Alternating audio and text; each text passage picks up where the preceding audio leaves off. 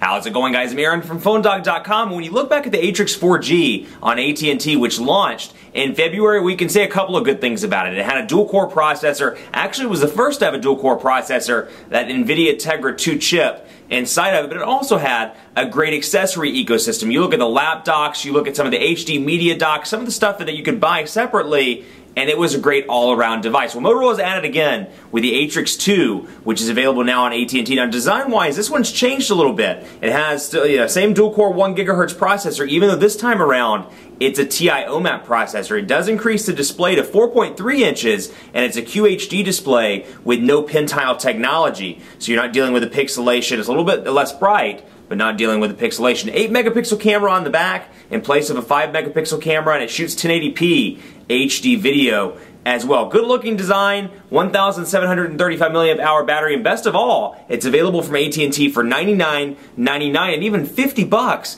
in some retailers. That's a pretty good price for a high-end device. Is this the one you should get, or should you go with maybe the iPhone 4S or the Galaxy S2 on AT&T? We'll find out in the full review, but first, special thanks to our boys at Best Buy for hooking us up with phones like this and phones like the iPhone 4S for use in our one-paw bandit game. When you go into Best Buy Mobile, you'll walk out working. They'll help you set up your email, your web, all that stuff. So when you walk out the door, your internet, your email, your phone call, your voicemail, everything's set up and ready to go at Best Buy Mobile. Let's get into the full review now. Motorola Atrix 2.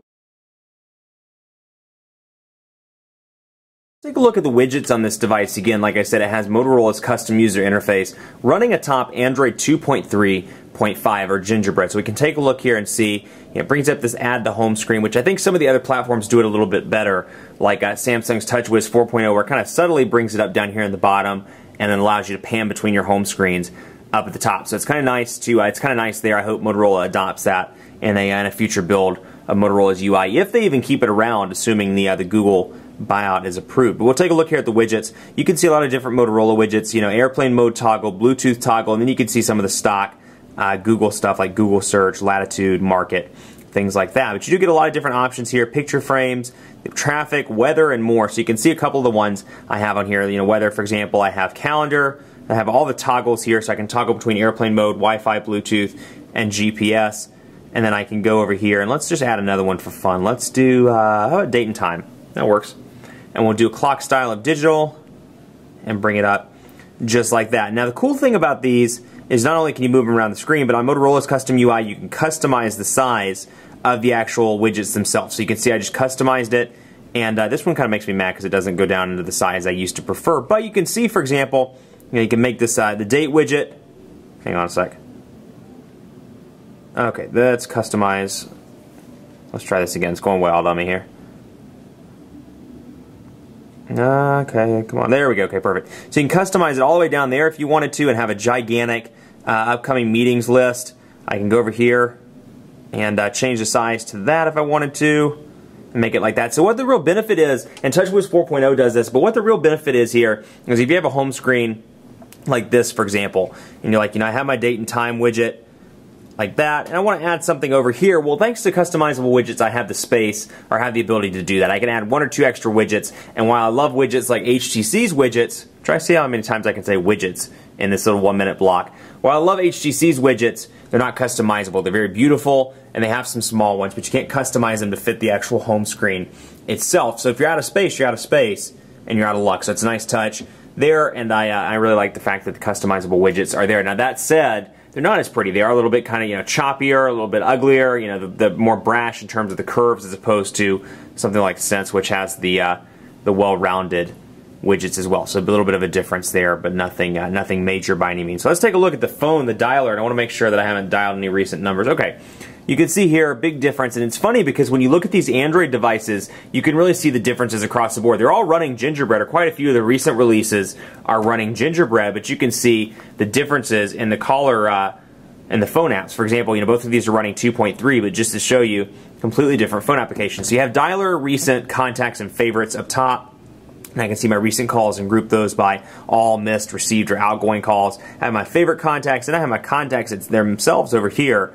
And I can go down to Billy Bob, for example, and see the picture if I wanted to, if I had him set as a favorite, my contact history with him, some notes, some call home, and the message home But you can see I haven't called him on this device, so I have no contact history. But we can go in here and edit, and you have a reasonable number of fields. It shows me that he's stored in my Old Man McTweety account. And then I have phone, email, postal address, organization, IM, notes, nicknames, and more that I can store in the contact if I so desire. So, not necessarily up to par in terms of personal information management as some of the other platforms, but still a nice medium.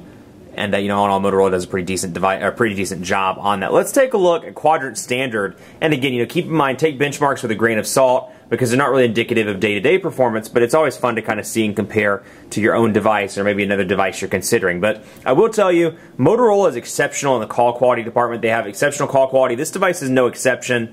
The speaker is nice and loud, or the earpiece is nice and loud, rather. I had no problems hearing people. People had no problems hearing me. And the wireless radio is phenomenal on this device. I took it to an AT&T dead spot in the Charlotte metro area, actually in South Charlotte.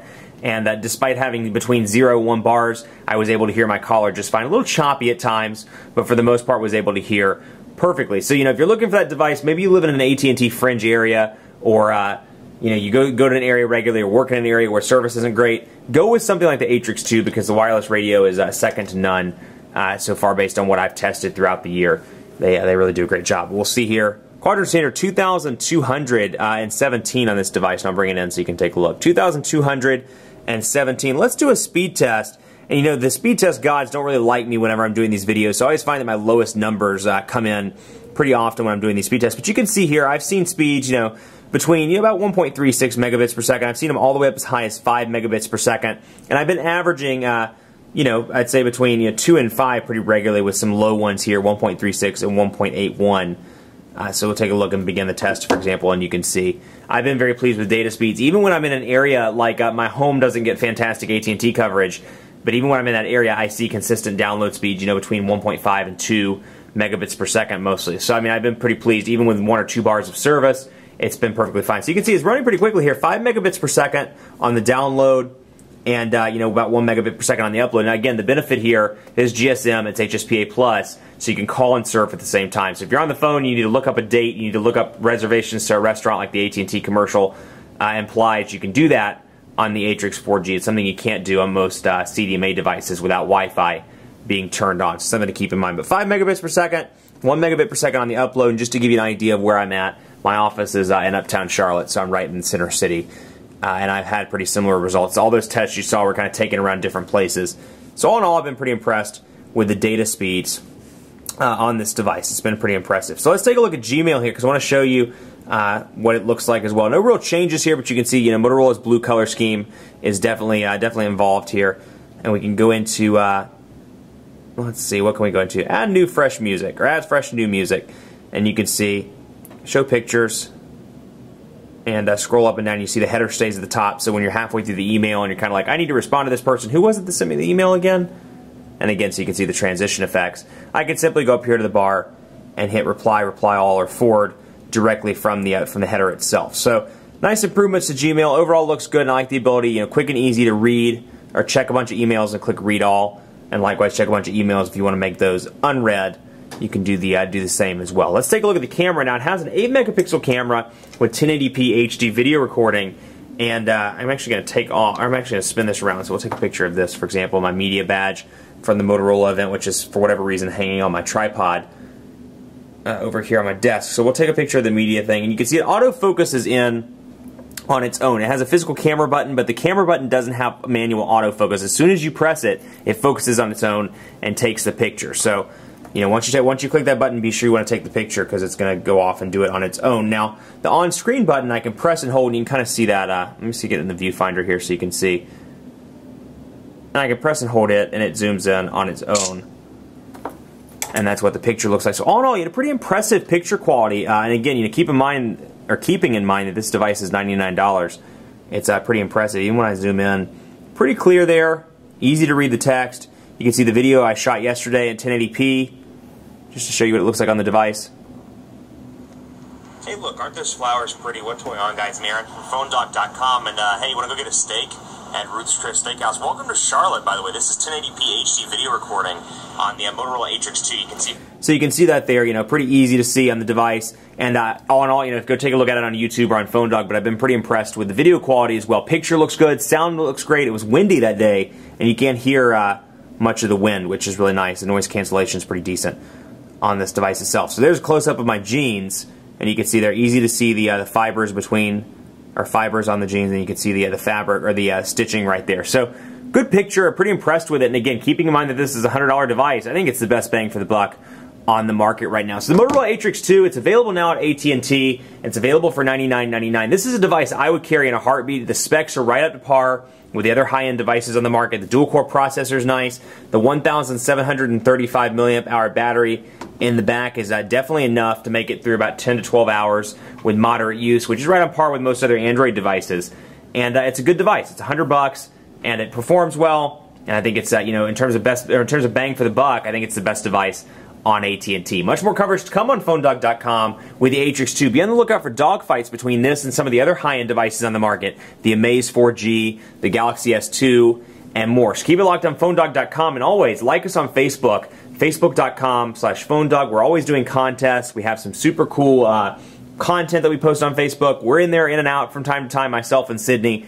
So check it out, Facebook.com/PhoneDog. Follow me on Twitter as well, PhoneDog_Aaron, and on Facebook at Facebook.com/PhoneDogAB. Thanks so much for watching. As always, we'll see you next time.